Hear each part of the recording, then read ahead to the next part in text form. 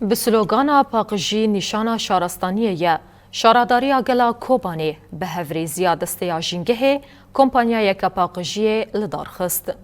شاراداری گلا کوبانی به هفریزیا دسته جنگه یا باجر ایروس به بر خدا کولانان او کمپانیای پاقشگرین دست بکره.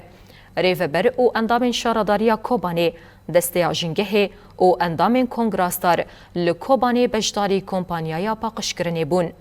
کمپانیای پاقشگرین کولان سرکه او جهن کمبونه ین باجر دناف ده رین حلبه داخل شهید بارین او کولان دن این سرکه گرت نواخواه. وسایت شاراداری گلا کوبانی کولان و کانالیزاسیون باجار پاقشگرین او دسته جنگه بروشور بلاف کرن دا که هشیاری آنشت جهان لسر پارستنا جنگه ها خواه زیده بکه. گوته زانین وکی شاراداری و تنسیق به دسته بی آرام حملاک دست بکر بو آرمان جاوه حمله راستی امکانم چاود ملی پاقشی دهنه کی اهتمام بکنش بر کو راستی هر کس یک دزانه باجاره کی هانی کو رنگ خو خوشبونه خو ملی پاقشی دانه پاک به او باجارا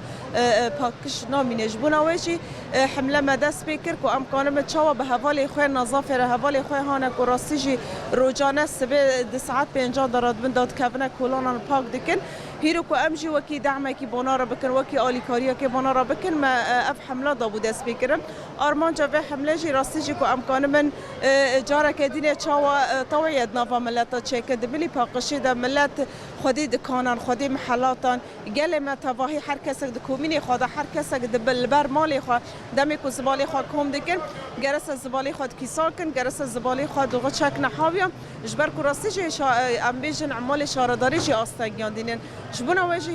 هیرو کومونا ملوه در که جاره که دینه اندام سازیان و دسته بیا و تواهی اندام کد شارداری ده کوم بونه کار دکن هیرو الوه در که